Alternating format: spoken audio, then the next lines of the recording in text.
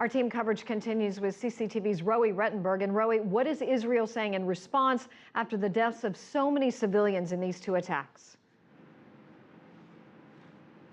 Indeed, Israel is saying that it is monitoring closely the events in Gaza. Some of the rhetoric that we've heard is that it returns fire when fired upon, that it's continuing its operations there, trying to destroy those tunnels, which Israel says is a top priority. This is quite eerie, a reminder of the 2008-2009 attack on that school in Gaza, in the same refugee camp, Jabalia refugee camp, that left 40 people dead. But on Wednesday, when probed, Israel said it is investigating the incident.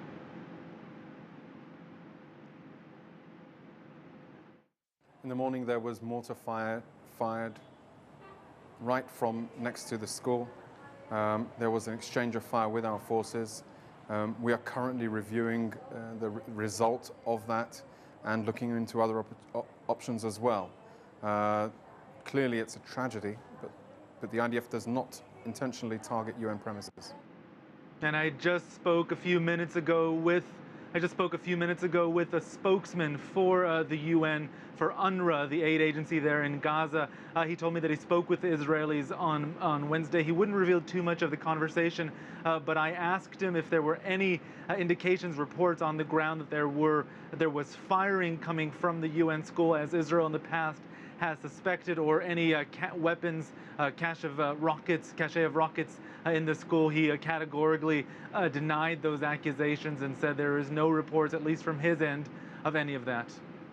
Rowie, we did see the images released from Hamas of their assault on Israeli soldiers. Have those images been played in Israel? And if so, how have the people there responded to them?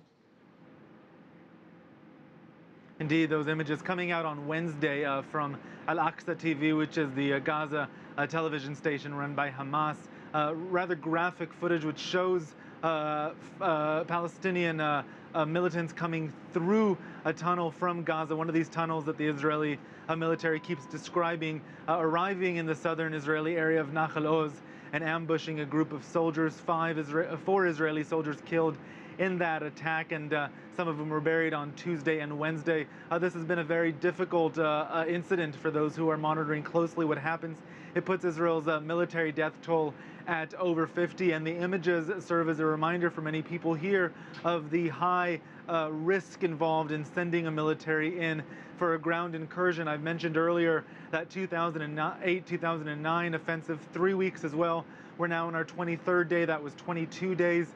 10 Israeli soldiers killed in that incident. So already now a 5-time higher casualty count.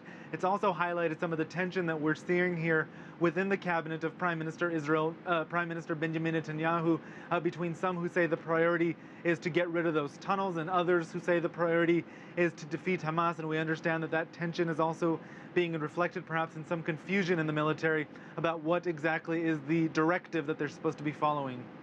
Rowie Rettenberg reporting live from Tel Aviv for us. Thank you for that.